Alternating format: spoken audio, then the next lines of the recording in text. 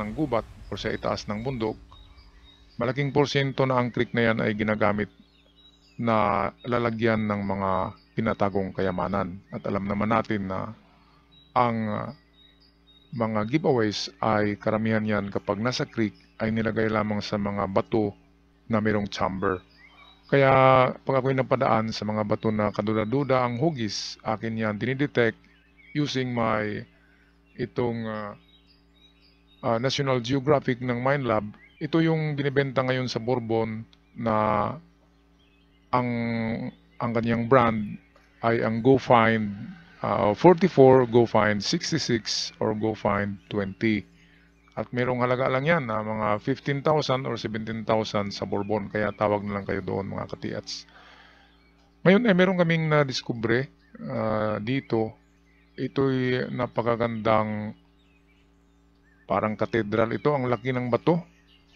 Kaya kung sana ay malinis ito, ay makakita tayo ng mga marka dito na mga kanji, signs for treasures, mga codes. Kaya lang talagang hindi pa ito nagalaw na parte ng lugar na tinuro kasi ito nitong may-ari ng lupa dito, kaya amin pinuntahan. Okay, kaya itong medyo mga flat na surface, aking dinidetect yan. Baka sakaling merong chamber.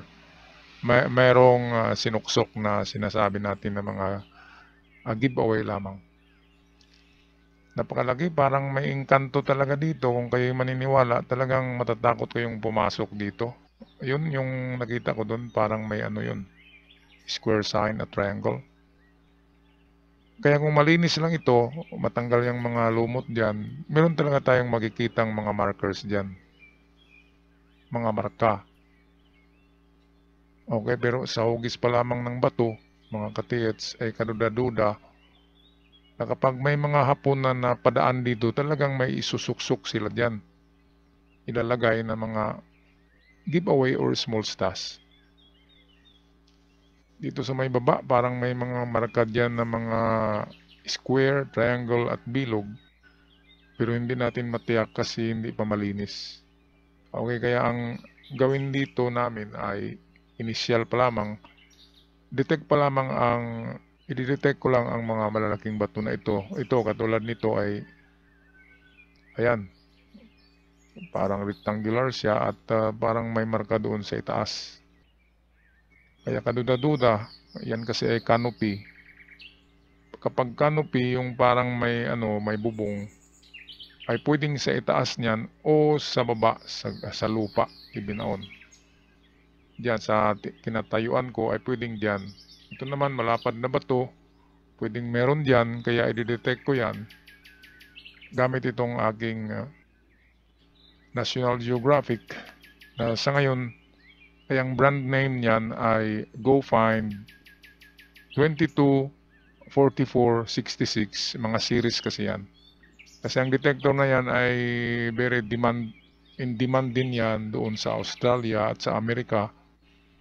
Kaya nag-produce ang Minelab, isang company ng metal detector na tanyag sa Australia. Nag-produce ng maraming series niyan at updated na ngayon.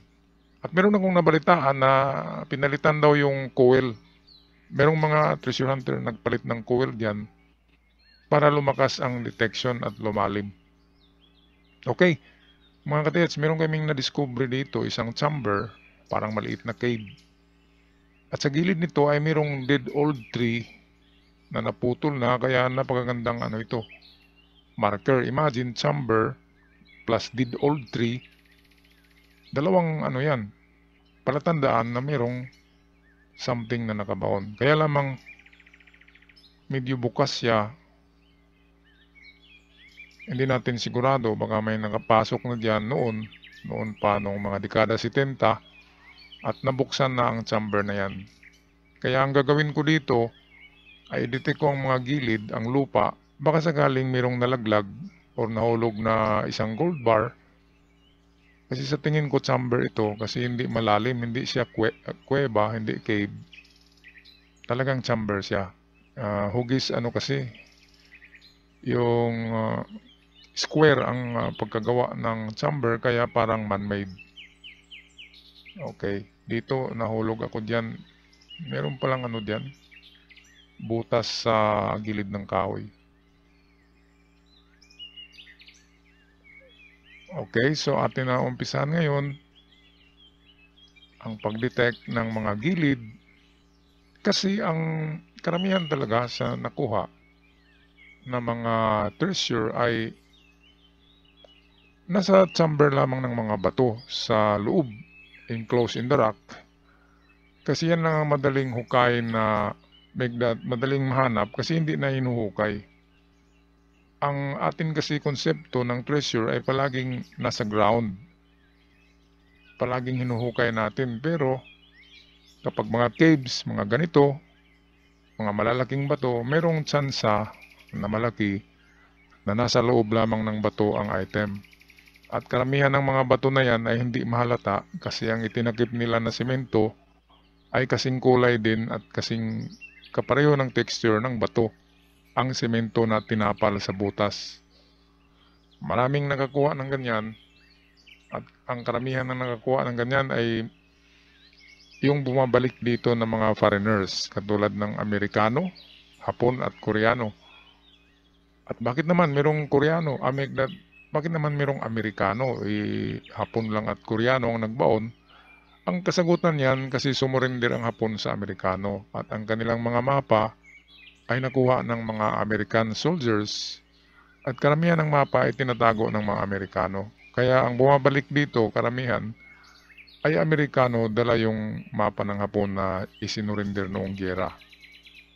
Kaya ganyan ang nangyari kung bakit napakaraming Amerikano ang bumabalik instead na Hapon. Okay, so ayon sa aking ama, meron siyang isang kaibigan na Hapon, make that Amerikano na bumalik dito at nakakuha talaga ng treasure enclosed in the rock. Okay, kasi meron siyang mapa kung saan nakalagay yung mga giveaway or small deposit na inilagay lamang sa mga bato sa loob. Okay, kaya ito, nakita niyo mga katiyats, kwadrado yung pagkagawa ng chamber. So pwedeng chamber talaga ito na lagayan or lalagyan. Tinatawag natin na treasure vault. Kaya lang wala nang takip ang harapan. Kaya may duda ako na nakuha na yan. Recovered treasures noong 1970s, 80s or 90s kung saan malakas pa ang treasure hunting noon. At ang mga mapa na ginagamit noong 80s, 90s, 70s ay mga legit maps circulating in the Philippines. Ngayon ay mga Xerox na lamang. Nandun kasi kay Presidente Marcos ang halos 160 maps ng Imperial Treasure Site. Kaya yung tinatawag na Soldiers of Fortune ni FM noon, yun ang nag-operate. Ang mga Soldiers of Fortune na yan, isang batalyon yan ng army. Na itong commission only for treasure recovery ni Presidente Marcos. Kaya kung saan naasahin yung batalyon na yun, siyempre mga army yun, walang makikialam doon kung maghukay sila. Kahit saan na bundok.